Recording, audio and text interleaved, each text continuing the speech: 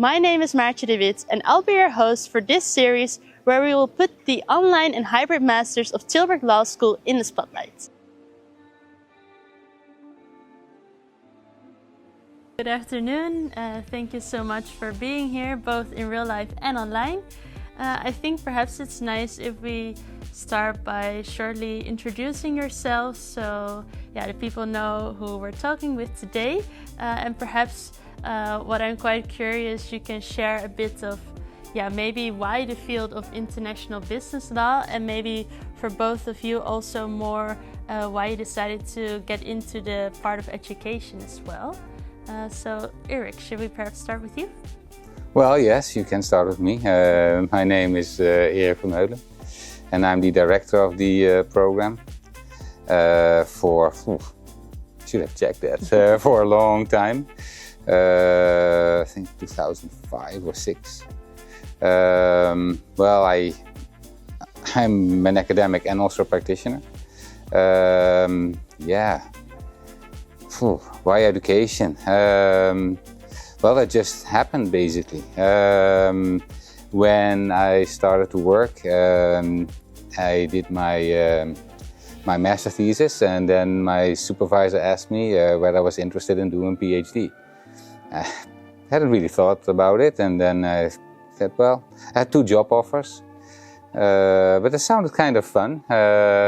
So I said, I want to do it, but the one condition. I also want to work and practice, and then, I had 2 other job offers to do the combination. And so I started doing my PhD, and then I had to teach as well, and I like teaching. I was an officer at the Dutch Royal Air Force, and I was a teacher there as well.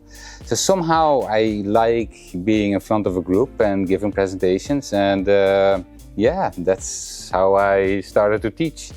And then when we changed to the Bachelor Master programs here, people can figure out when that was.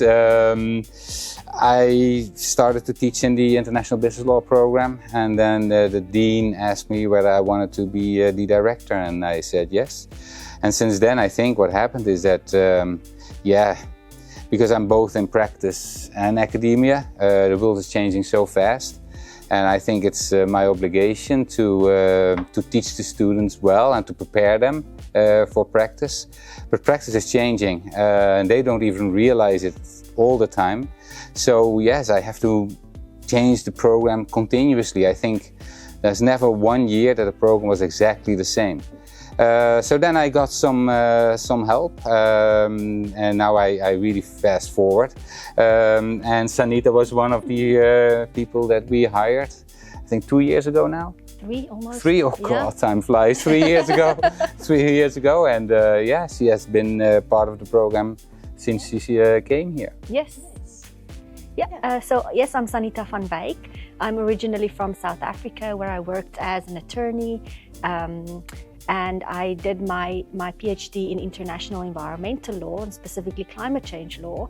And so it was a very interesting opportunity for me to come and teach in this program, because I get to combine this interest with business and the sustainability of business, which I find really exciting. So for me, education was also kind of a natural progression. I moved also very naturally from master's to a PhD and a postdoc. And although I practiced law in South Africa and I worked as a litigator, I was always just much happier in academia. And so that's how I find myself here. Yeah, so nice to hear. And Joaquim, you were actually a student in international business law. Could you perhaps introduce yourself and also maybe tell us why you chose this program? Yes, absolutely. So my name is Joaquim Ferreira, and I was a student of the International Business Law program for last year. So I've just graduated in the 4th of July, a couple of months ago. Thank you. And I decided to opt for this program because I knew when I finished my bachelor's back in Portugal that I wanted to work in the transactional field of the law. I wasn't still sure where exactly, if I wanted to opt more for the corporate side, for the banking and finance, So I wanted, and I was looking for a program that could get me started and get me an overview of the different sides of the transactional side of the law. And I came across this program at the Tilburg University. I looked through the syllabus, the professors, and it just seemed like the perfect match. And I couldn't have opted for a better choice now that I've finished it, because I think it gave me everything that I wanted as a general overview, so that now as an up-and-coming trainee lawyer, I have the basis that I need and the clarity also regarding the fields of the law that I want to pursue my career in, to do a great work, hopefully. Well, that's great to hear. And now that you're already explaining a bit why you chose the program, could you perhaps, in a few sentences maximum, explain what the program is about according to yourself? I think the program is about two main things. I think firstly it's about us understanding that, as Professor Erik said, nowadays the reality of working as a lawyer or in law in general is very different than it was 40, 50 years ago. Now as lawyers we are required to know much more than just the law, basically, than just the theoretical side of things.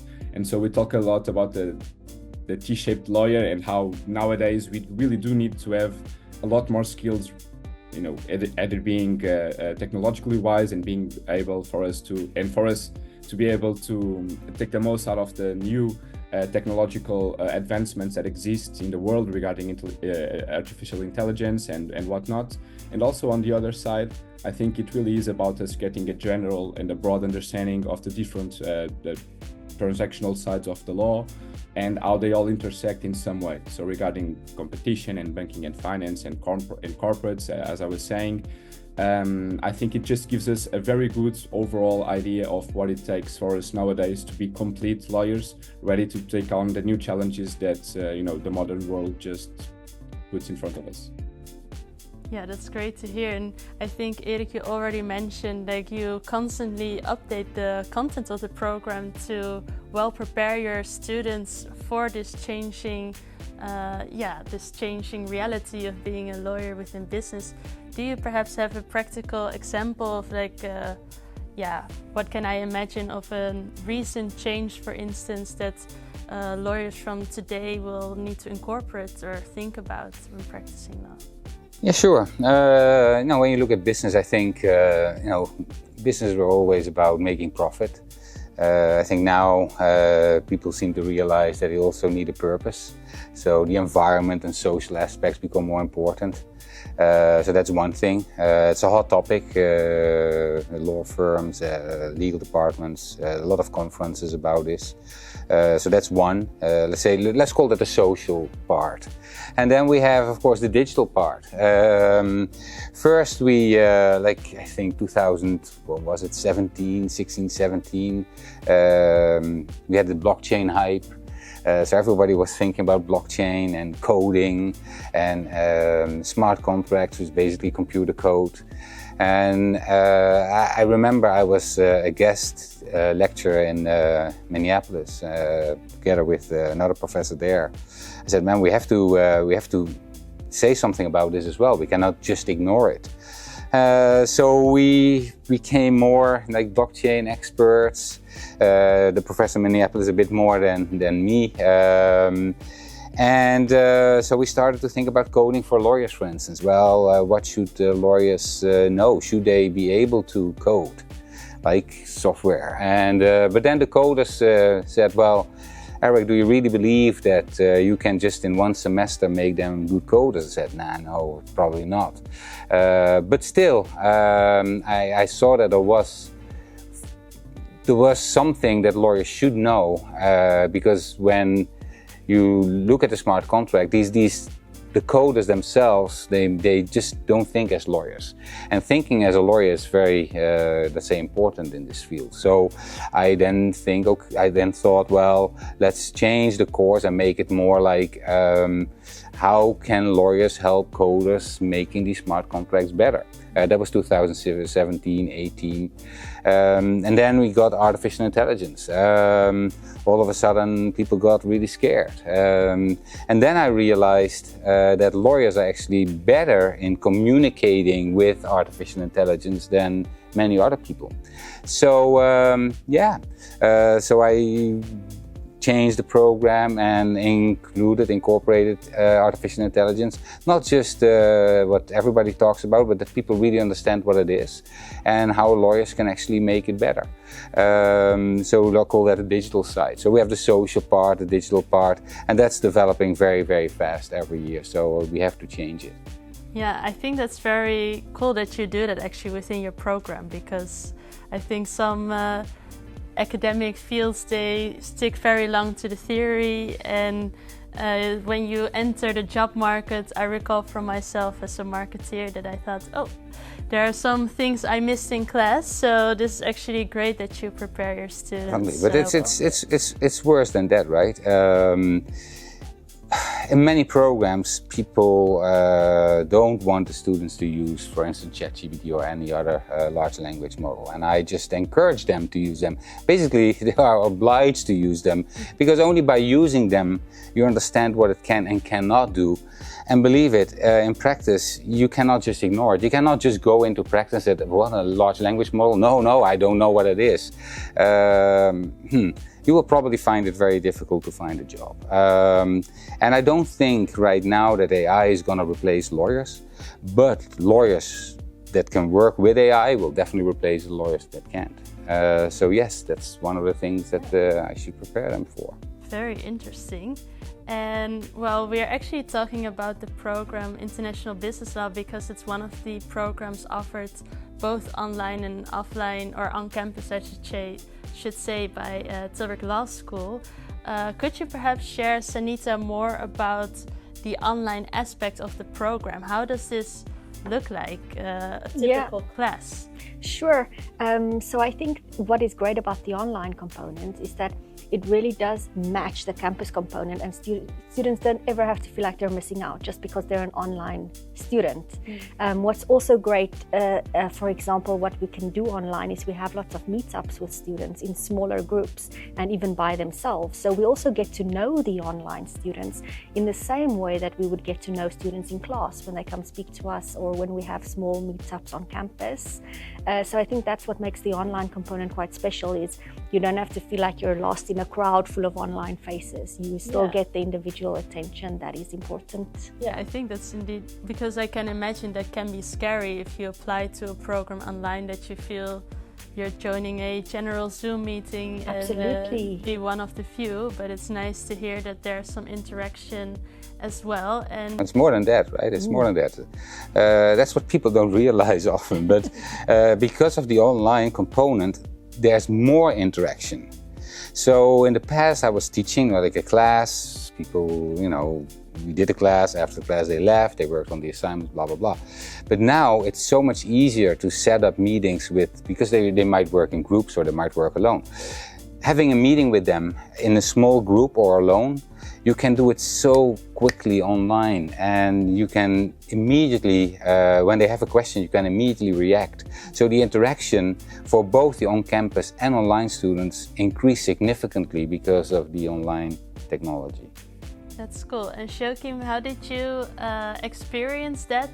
Did you, for instance, also, because you were actually an on-campus student, but did you also work together with students online throughout your studies?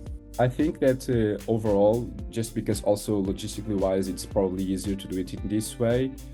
Campus students ended up in group projects to also to be working with on-campus students, just because perhaps we can all go together for the in-person meetups in class and discuss the things that we want to discuss regarding our projects with the professors.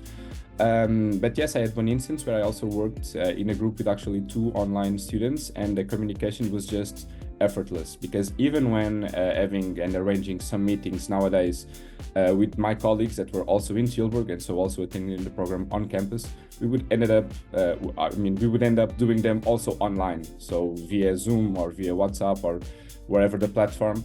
So I think that nowadays it just works very, very well. And it would also be normal for us, for example, to be in class and for an online student to just raise the hand online and ask a question that everyone would hear, and the professor would just, end up answering the question just as the same way where he would answer also if I raised the hand in campus and just asked him a question on the classroom. So I think that at least from my point of view, and obviously I was someone that was attending the classes in person and on campus, I felt like the online students were, engaging on the same sort of activities and taking the same out of the content of the program overall, just the same as I was. Yeah, that's great to hear. And what I'm actually very curious about, because I heard some, well, not rumors about it, but that not only this online interaction is something unique, but that there's also some innovative teaching methods taking place within the program. Joaquim, do you perhaps have something that you recall from your program which you really enjoyed? Yes, I think I have a couple of moments which were, and actually one of the things that I also think is very, very important to discuss about this program is also the way that it just puts you very close to the practical reality of working in the business law sector. Because both in the first semester and the second semester we had some sort of hackathon projects where we would be working with a company. We did with Signify on the first semester and with ASML on the second one. And basically we just pitch an idea to sort of solve a certain problem. Or in the first semester we were discussing the legal design side of things and the importance of legal design nowadays. And so we would have to do sort of a project regarding that field in that area. And then on the second semester it was a different sort of project. And as students we would be able to pitch them to the professionals that were actually working in those companies, and then they would pick some of the classmates and some of the groups to actually go in person to their companies to visit them, to then pitch the ideas to the actual groups of people and professionals that were in charge of perhaps implementing the same ideas that we were pitching them. And so just the proximity that we would have also with the practical reality with the actual clients and companies. And for us, it's also very refreshing to see that the work that we are doing in class, it actually means something, and that the professionals and that people that were working at the companies would actually look at us almost as peers and were very interested in hearing what we had to say and what we did in our projects. And I like to believe that some of the things that we did perhaps gave them a different idea, or some sort of fresh ideas for them to implement in their businesses potentially. So I think that also that proximity and the way that the classes are not just completely theoretical, and the approach is not just for us to take the exams. There are a lot of different evaluation methods also alongside the different classes that we had, but also this proximity with the business companies and the reality where we will, all of us, or at least some of us, we will be working at the end of the program is also very, very important, and I think relevant to discuss about this program. Yeah, thank you so much for sharing. Sounds super cool. And actually, what I'm very curious about when wrapping up, I think it's clear that the Online Master of International Business Law is here to stay. You're not going back to on campus if it's up to you. Well, both, right? Yeah. On campus and online. Yeah. But it's it's better. You see, what the students want these days is kind of flexibility. So what we see, what happened was that some students started on campus, but then moved to online because they got an internship in Brussels or they had to work in Greece, and that was kind of automatic without actually doing many things, a lot of things. We didn't have to change anything. So that was, I think that was really, really cool. So what we basically create is a campus, which is both physical, but there are no boundaries anymore. We demolished or took down the walls and make that kind of a virtual campus. And I think that's the next step. And Joaquim was the one who in one of the assignments created a metaverse. So now I think we will have a kind of metaverse where maybe students will join with our avatars as well. That's the next step. So come back in 2 years and then we can talk about that. Yeah, I'm very curious about the changes that will come in the future. Oh God, yes, definitely. Do you have, apart from the metaverse, anything, if you think about the future of education, this might be it? Well, Sanita first, and because you can think that will take an hour or so. Yeah, I think it's quite complex, but I think just continuing to take down the boundary between campus and online, and just because we live in a digital age and in the Netflix age and streaming age, and that's what students want and what they need also, because a lot of them are working, a lot of them have other responsibilities and can't be full-time students. So you want to offer these opportunities to everyone, and that should happen then online and on campus. So I think we shouldn't be, there shouldn't be any distinction. Yes. Yeah, cool. Well, no, it's, it's, I think education in the past, when I just started, we really educated people and prepared them for a career. So they came to us and then we send them off. I think that's changing rapidly. Now, information is everywhere. And I think right now it's just part and preparing for lifelong learning. And that's what Joaquim was saying. There are a lot of companies contacting me now because they want to be part of this program. Not because they want to showcase what they do, but they really want to know what the students, the new or next generation, thinks about what they are doing. So whenever they have an assignment, it's an assignment that they are really working on themselves. That's why they are so interested, and that's why it's so interesting for the students to participate, because they really contribute to something. It's not like, oh, let's do an old case that they did like 10 years ago and then someone will explain what actually happened. That's boring as hell, because you can just Google it and you know what it is about. But now they have problems because they need to redesign their contracts and they have no clue how to do it. So they come to us and want to be inspired by the students. So instead of practice inspiring and teaching the students what practice is about, I think education is now showing the future. So we were always kind of behind explaining to the students how practice works. Now we see that education is actually in front of, ahead of practice, and basically showing practice what the future will look like. It's a very interesting development. But it's very exciting, and yes, I look forward to welcoming the new students very soon, and hopefully Joaquim will join us as well, maybe because he has a problem and needs some help, and that's the next step for us, right, to create a really big alumni community. That's one of the things that I want to do this year, to build a community of practitioners, alumni, students, to really show the world that, we know what we are doing, and we will define the future. So cool. Thank you so much. It was very interesting to listening to all of you. Thank you also, Joaquim, for joining us online. And I think this was a great conversation.